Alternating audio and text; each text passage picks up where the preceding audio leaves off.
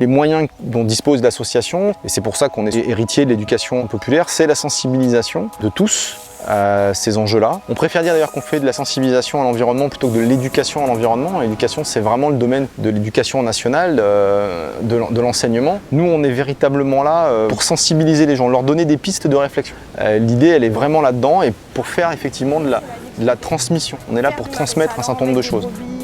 Mettre de la salicorne, de l'ourbionne, enfin ce qu'on veut. Vraiment faire des marais salants. Donc maintenant on est sur la dune du coup qui est mobile, la dune blanche. Donc voilà, on a vraiment du sable qui est éolien, qui bouge et on a en fait l'Oya, donc cette plante qui est très caractéristique. Elle n'est pas naturelle, elle a été plantée par monsieur Brémontier. Ça a vraiment des racines qui sont très profondes et très longues, qui permettent de fixer la dune.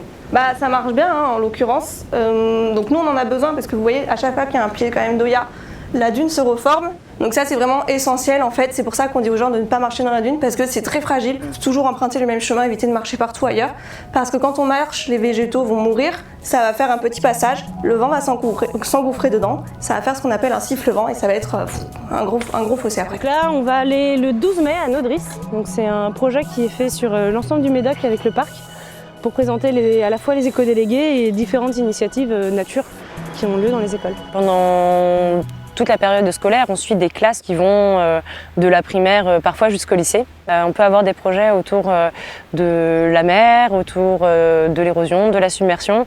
Et notre but, c'est vraiment de les accompagner, de faire des actions pédagogiques récurrentes pour vraiment travailler avec eux, les connaître et aborder et approfondir des sujets. Ça va faire la 4e année l'année prochaine qu'on travaille avec l'école primaire du Verdon-sur-Mer sur ce qu'on appelle une aire marine éducative. Donc on travaille sur la plage de la Chambrette pour permettre aux enfants de découvrir le milieu en faune, flore, biodiversité, lecture de paysages, leur permettre de s'approprier un peu cette plage-là, qu'ils comprennent les enjeux qui sont autour et qu'ils soient acteurs de leur territoire. Dans cette laisse de mer, on a énormément de déchets. Vous voyez là, on a ce qu'on appelle en fait les larmes de sirène. C'est en fait des billes de plastique qui sont utilisées pour pouvoir faire des objets en plastique, des petits Lego, des choses comme ça. C'est les bateaux qui perdent leur cargaison en route et on en retrouve plein sur la plage. Faire ce travail de sensibilisation, ça permet véritablement en fait de faire évoluer les mentalités. La difficulté là-dedans, et on y travaille, alors là collectivement avec d'autres collègues, d'autres CPIE, c'est à évaluer en fait comment est-ce qu'on évalue nos actions de sensibilisation. Alors, je vous invite à regarder ce qu'on a juste ici. Effectivement, c'est des végétaux qui se sont décomposés, compactés, donc c'est vraiment végétal en fait. C'est de l'humus. On est là pour expliquer ou donner en tout cas à comprendre un certain nombre de phénomènes pour que les gens se fassent effectivement une idée et faire connaître aussi ces activités un peu patrimoniales et en quoi elles respectent les milieux et encore une fois la fonctionnalité de ces milieux parce que c'est des services qui sont rendus aux communautés humaines qui habitent sur ces territoires. Je suis venue sur le territoire pour rencontrer les acteurs, pour élaborer un diagnostic paysager et ensuite proposer un travail prospectif sur le devenir des mattes de Paladon en 2100 dans le contexte du changement climatique. Si l'eau venait à passer la digue et à se réapproprier le territoire. Ce sujet en fait parlait avec un autre sujet dont traitait l'association qui s'appelle Adapto, qui est un projet LIFE initié par le Conservatoire du Littoral. Nous on travaillait sur l'un des 9 sites pilotes qui est l'île Nouvelle, qui était un site un peu particulier puisque lui a déjà connu la submersion de l'eau en 2010 suite à la tempête Xynthia. Donc le Conservatoire du Littoral a fait le choix de ne pas réparer les digues, de laisser l'eau rentrer sur le territoire et de voir comment ça évolue. Donc nous, notre mission dans ce cadre-là, ça a été à la fois de créer des outils pédagogiques pour les animations sur le site et de former des animateurs sur ces thématiques de changement climatique. Et comme le chemin de Compostelle, il va un peu changer d'itinéraire, passant par derrière, et on a les chemins de randonnée aussi où les gens vont revenir par ici pour repartir sur Graillan, pour donner justement un intérêt quand les gens arrivent d'ici, à pied, Compostelle, qu'ils soient tout de suite accueillis par la chapelle. Actuellement, on travaille avec 2 communes test, Graillan et l'Hôpital et l'Istrac Médoc, sur un projet qui a été monté en partenariat avec le Parc naturel régional Médoc, pour lequel on a eu des subventions aussi de l'OFB, l'Office français de la biodiversité. Bienvenue à la chapelle Saint-Jean-Baptiste de l'Hôpital. J'ai globalement en charge la rédaction des devis pour faire des travaux, la préparation des dossiers administratifs en partenariat avec nos financeurs pour arriver à obtenir les financements publics qu'il nous faut pour mettre en place tout ce système de gestion des espaces naturels. C'est un projet qu'on mène maintenant depuis 2 ans avec les communes, qui se veut participatif. Le but de ce projet, c'est de faire un état des lieux rassemblant le plus d'acteurs possible, que ce soit les élus, des présidents d'associations, des habitants, pour nous aider à construire ce diagnostic, pour qu'à la fois eux nous donnent des informations sur leur territoire et que nous, on puisse les sensibiliser aux notions de corridor écologique, de trame verte et bleue.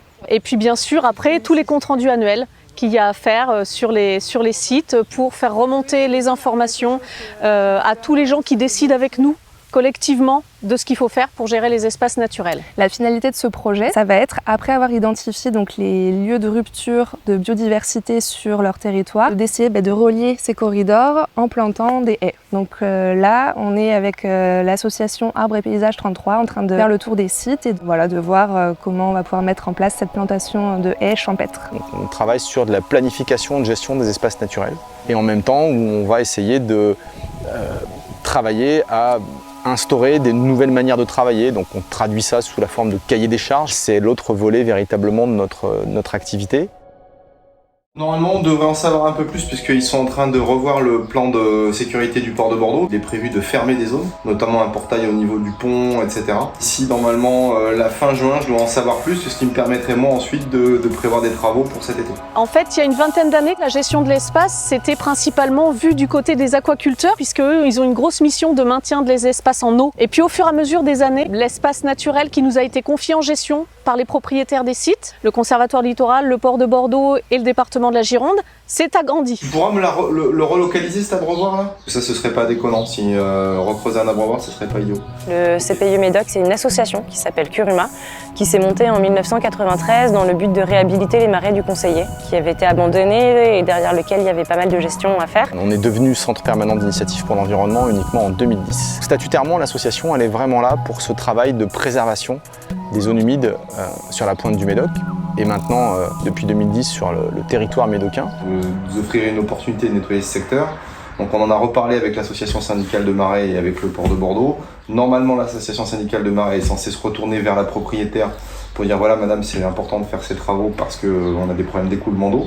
Avec des riverains qui se plaignent. On est passé globalement de la gestion du marais salé presque uniquement, à la gestion des prairies humides, et puis à la gestion de zones un peu cultivées aussi, sur certains endroits. Les compétences se sont acquises au fur et à mesure. Maintenant, sur les 1400 hectares, eh bien, on a une mosaïque en fait d'activités et d'espaces complètement différents, humides ou moins humides, à gérer. Que pour l'instant, tant qu'on n'a pas les clôtures, tu peux garder le reste en fauche.